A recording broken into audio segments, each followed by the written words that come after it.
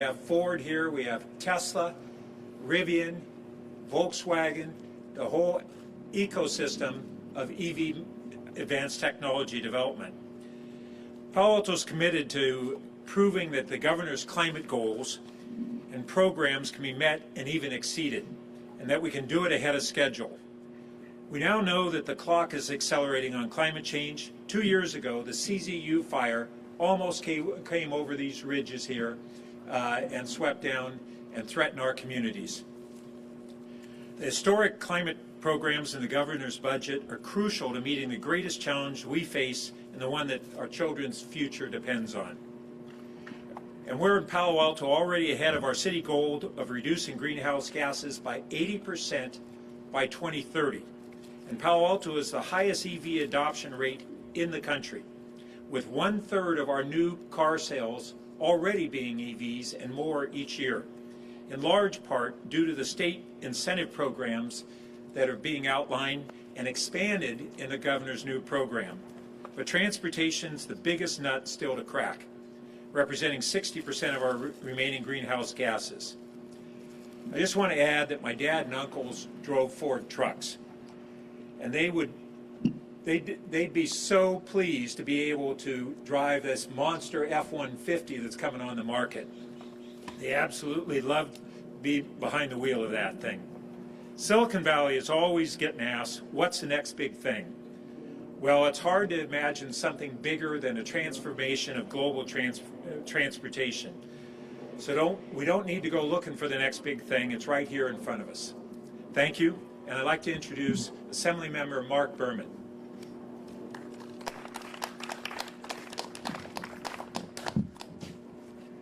Thank you, Mayor Burt. Mayor Burt and I had the opportunity to serve together on the Palo Alto City Council when I was on the City Council. My name is Mark Berman. I'm the Assembly Member for the 24th Assembly District, which includes Palo Alto. And I just want to start off by thanking Governor Newsom for his steadfast commitment and leadership to making sure that California maintains its place as a leader both nationally and internationally in combating climate change and doing what's necessary to reduce greenhouse gas emissions.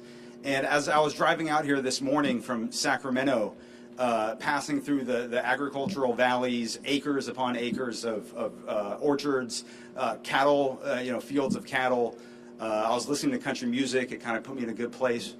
And I kind of realized I'd be ending up in a different valley, in Silicon Valley, which used to be the Valley of Heart's Delight. We used to have fruit orchards right here. But now, instead of raising food or cattle, we raise ideas and we raise innovation, and we invest in that innovation and we foster it.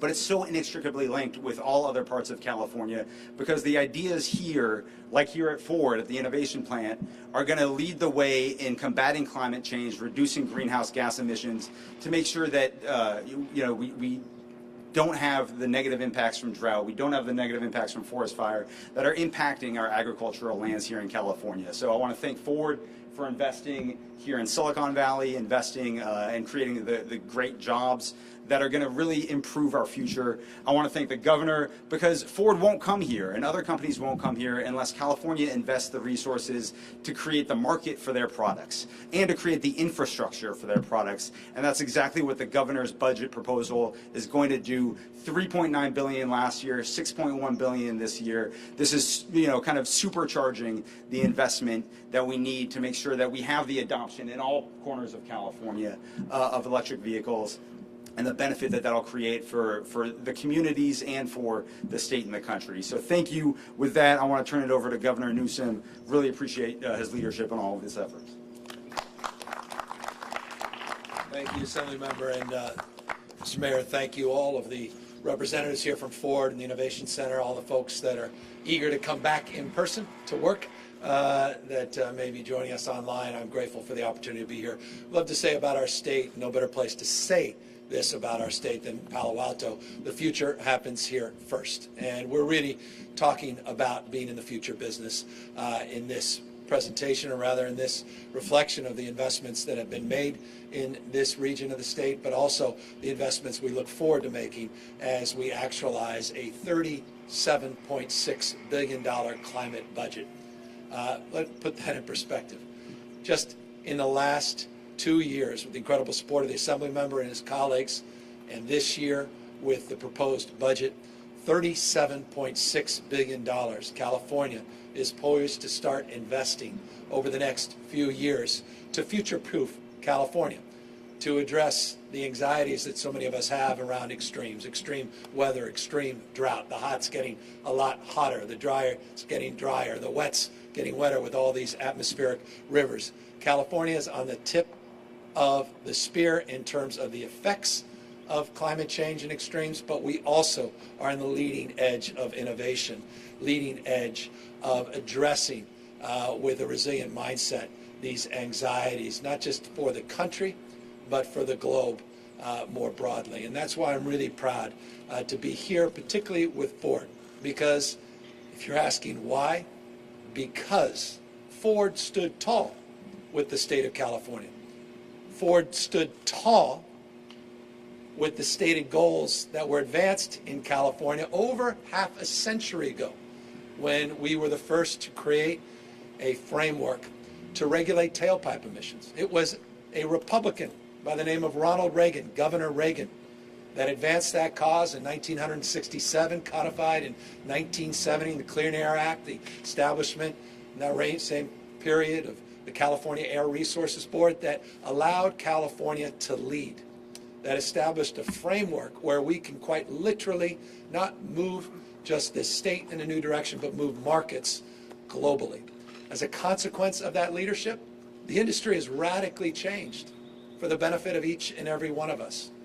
In a world where we're heating up, choking up, burning up, where so many of our kids' lungs are filled with smoke, we have the opportunity, as the mayor said, to be part of one of the broadest and most dynamic transformations of our economy in modern times. You want to be big? Many have said you got to be big in big things. This is a big thing. This is a big deal. And that's why not only Ford stood tall with us, but so many others followed Ford's lead. And we were able to push back against the assault on progress, the assault on reason, the assault on common sense, economic growth, and public health that was advanced by the previous administration, the Trump administration, and we were able to persevere. But it took the courage of leaders like Bill Ford and others to stand with the state of California in that process. And here's the exciting news. All you have to do is, look at your options if you're an employee at Ford. You've seen what's happened in the last number of months. Companies like Ford that are embracing the future, recognizing if you don't invest in the future, you're not going to do very well there. Investing in electric vehicles and their broad transformation. As a consequence, their market share has gone through the roof. Their prospects for the future have only increased. And in turn, success has left clues. You've seen other companies rush to join Ford to embrace the future. And you're seeing this transformation across the spectrum. And the competition in this space is going to do the one thing we're all waiting to see, and that's costs significantly declining. So we have a ubiquity of opportunity and access and affordability in this space. California, that $37.6 billion budget includes $10 billion specifically if the legislature is supportive.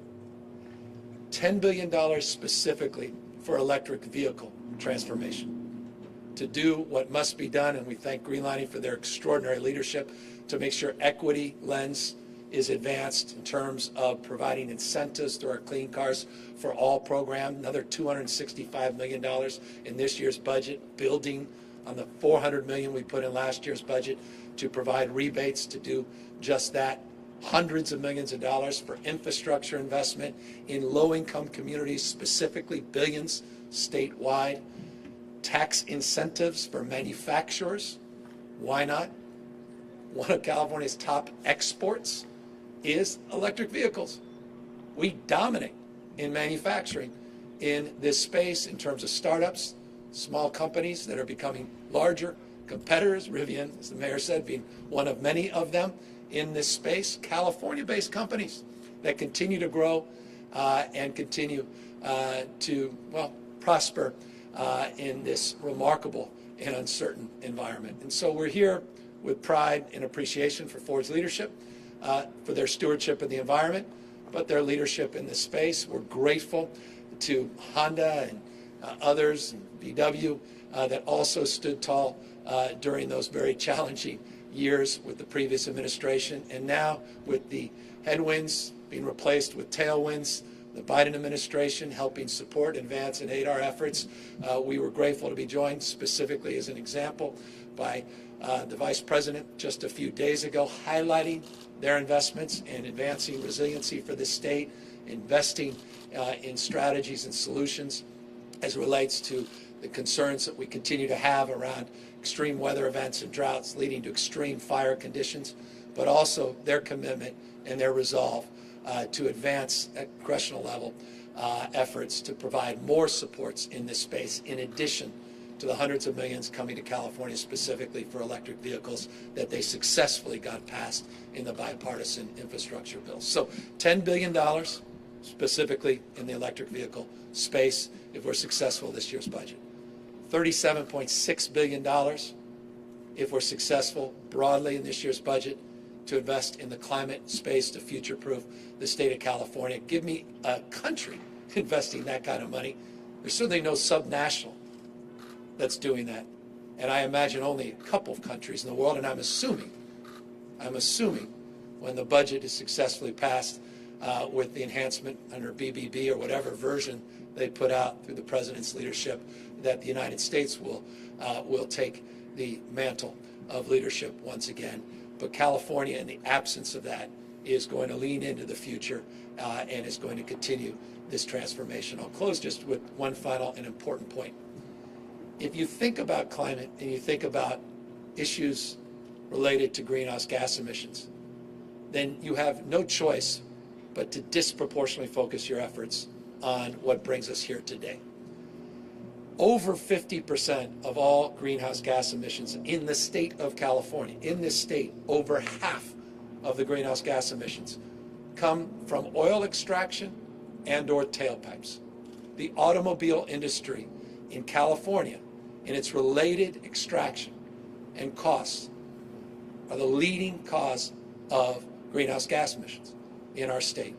So you can't be serious about addressing the issue of climate change and decarbonizing your economy and running your economy on a carbon-free engine unless you're making the kind of investments to partner with companies like Ford and other automobile manufacturers to do just that. And so I wanted to express, again, perhaps the two reasons we're here. One is appreciation and pride of Ford's investment in California and in the future of our country and our world, but also recognition that it's an imperative for this state in particular, if we're going to continue our leadership in this space, to do everything in our power to meet the goals we established as the first state in America and one of the few jurisdictions in the world that now is requiring all new purchased vehicles to be alternative fuel vehicles by 2035. By the way, I signed that on, I don't know, maybe it been literally that car, because I think it was the same color Ford, a couple of years ago, and people thought that was an extreme initiative. You're now seeing jurisdictions across the country and around the world joining that call because they recognize what's happening and they see the opportunity. And I'm really proud of California's leadership, again, in that space. And I look forward to doing much more in the future. So that's the purpose of our announcement here today. If you are on the waiting list, that's all you have. Those of you that haven't, get that F-150, America's most dominant car in terms of sales.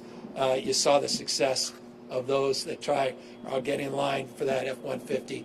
Just know this, the best is yet to come as every one of these models gets transformed. And as a consequence, we can breathe cleaner air, kids will grow up healthier, and our economy will be much, much more resilient to the vagaries of decisions made overseas and the burdens that we still are facing as it relates to the price at the gas pump. It's time to move forward with an oil-free future in California. We see that bright light, and California is going to make sure we ignite it for the rest of the globe.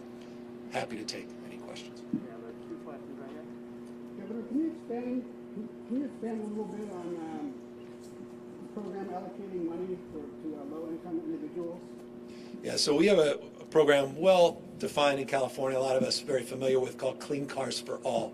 Provides direct rebates for low-income households that are looking to replace their old gas guzzlers, who are looking forward to a future where they're not in line paying $5 a gallon in gas, and can charge with the sun's rays, with renewable energy sources at home. And we'll be providing direct rebates, and we're going to significantly expand that program.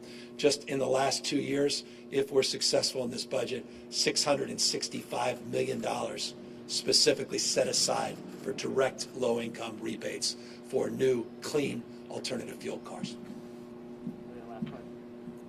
Big game Sunday, California. Oh, now that's the reason we're all, yeah. Going to honor. I was wondering why the press showed up. Are you excited about it now, California? I wish the Raiders were on the other side of this. I don't know what happened. They got in the playoffs this year. We're encouraged. But no, I still hold them as a Cal. I know what you're thinking. They left to Vegas. I get it. They're still California in my heart. That said, no, come on. This is an exciting time. You know, I was every time I talk to Senator Feinstein, I'm reminded, you know, no one is a better spokesperson for what sports can do to a community, to wake people up out of a dormant mindset where you're feeling like the future may not be as good as the past. And she is always there to remind us what the 49ers did in the 80s to the entire Bay Area and our sense of spirit and pride. And she talks about in terms that are very familiar to me. You can't legislate spirit. You can't legislate pride. It just happens. And so often sports, that great uniter, the time we're so divided in every way, shape, or form, we're still high-fiving people, not asking who they voted for in the last election, whether they drive a Ford Prius or, it's one of those uniting things. And so I'm really excited about it. It's great for this state. It's great for our country. What a football season this has been. Even if you don't like football, I would encourage you to rewind Saturday and Sunday's games. They were as epic as they get in terms of competition.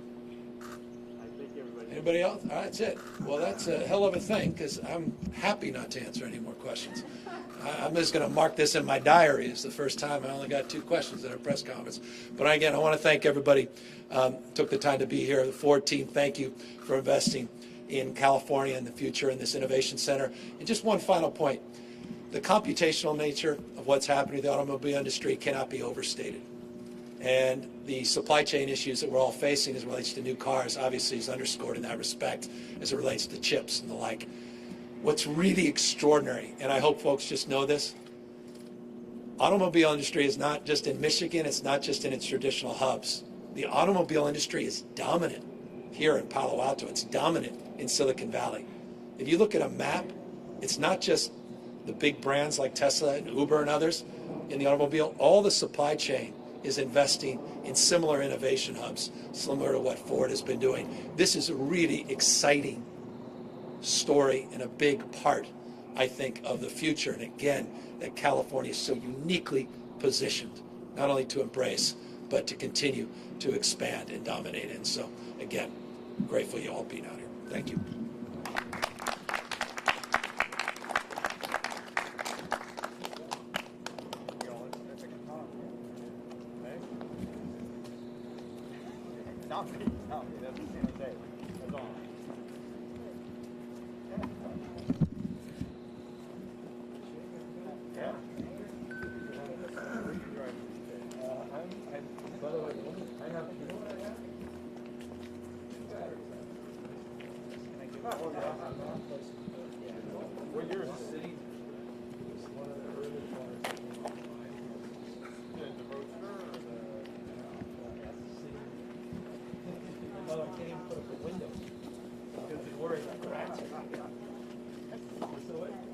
This was the car we signed on.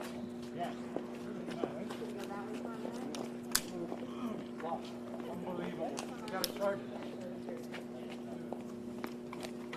So you guys are doing Ford, you guys are doing all your own ecosystem. Is there a universality?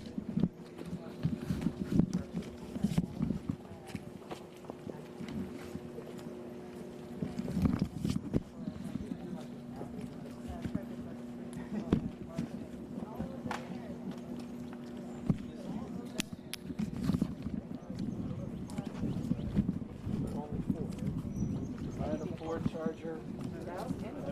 Equity issues. Yeah. No work. I mean, just be fair. Don't do what Apple's do. That's it. I remember my first car, not my first car, but so proud of it, was the Saturn with the platypus thing, which was amazing. What a fun car that was. And then they took the damn car back. You're not going to do that, right? All right. Don't go taking anything back. Yeah. Here to stay. I love it. What's that?